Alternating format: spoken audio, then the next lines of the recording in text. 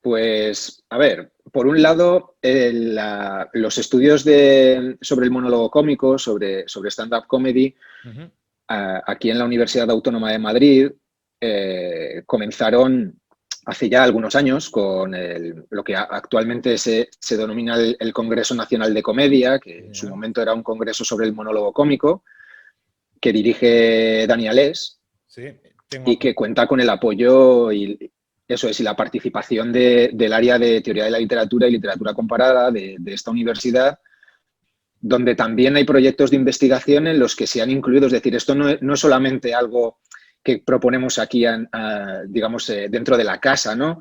Sino que es algo que viene también avalado por los distintos ministerios que financian proyectos de investigación donde el monólogo cómico tiene un apartado propio, ¿no? Dentro de la magnitud que tienen esos proyectos y del estudio que se lleva a cabo dentro de ellos, el monólogo cómico es una actividad importante. Entonces, desde hace ya algunos años, como decía, se organiza ese congreso sobre stand-up comedy, bueno, que ha tenido unos programas increíbles.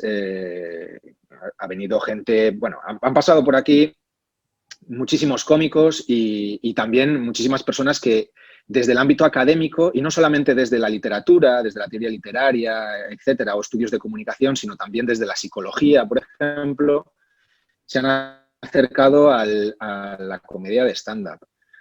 Porque desde que el monólogo cómico como tal lo conocemos aquí en España a finales de los años 90, ¿no? Y la irrupción de todos estos programas de televisión, el Club de la Comedia, Nuevos Cómicos, etcétera, pues a mí es algo que me atrae mucho porque pues me gusta reírme como a la mayoría de las personas, entiendo, y sobre todo porque me parece una propuesta muy interesante desde el punto de vista comunicativo. Es decir, me parece que lo que hace el cómico sobre el escenario, cómo interpreta un papel determinado, cómo consigue la aceptación del público, etcétera, bueno, pues es algo que me atrae, ¿no? Entonces, combinando un poco esos dos factores, el de una tradición ya de estudios aquí en la Universidad Autónoma de Madrid, como digo, Dani Alés es el director, pero no quiero dejar de mencionar a otras personas eh, sumamente importantes en el desarrollo de todos esos congresos, como son Juan Carlos Gómez Alonso, Javier Rodríguez Pequeño,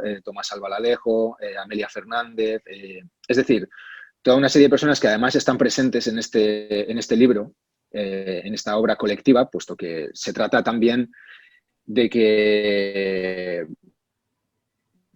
constituya de alguna manera una pieza más dentro de esos estudios que estamos llevando a cabo. En la universidad la verdad es que al principio creo que con también una parte de concurso, ¿no? Incluso. Claro. Y el que luego hayan salido publicaciones, no solamente este libro, hay una publicación anterior que se llama Microabierto, Sí, publicada aquí en la Universidad Autónoma de Madrid, coordinada esa obra por el propio Dani Dani. Alés y por Rosa Navarro. Ujú. Bueno, son antecedentes todos ellos, es decir, esos trabajos, de hecho, esos trabajos y ese congreso es anterior a mis publicaciones, por lo tanto, yo de alguna manera soy deudor del trabajo que hicieron anteriormente mis compañeros.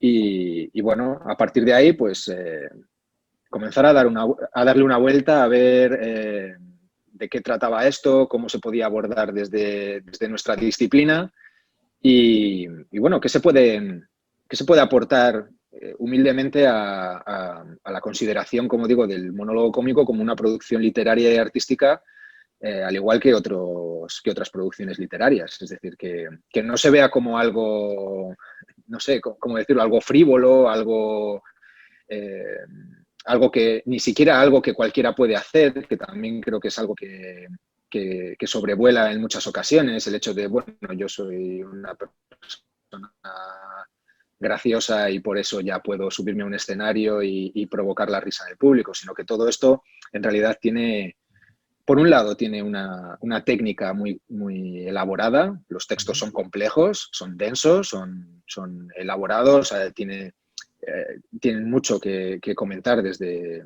la retórica y desde la poética.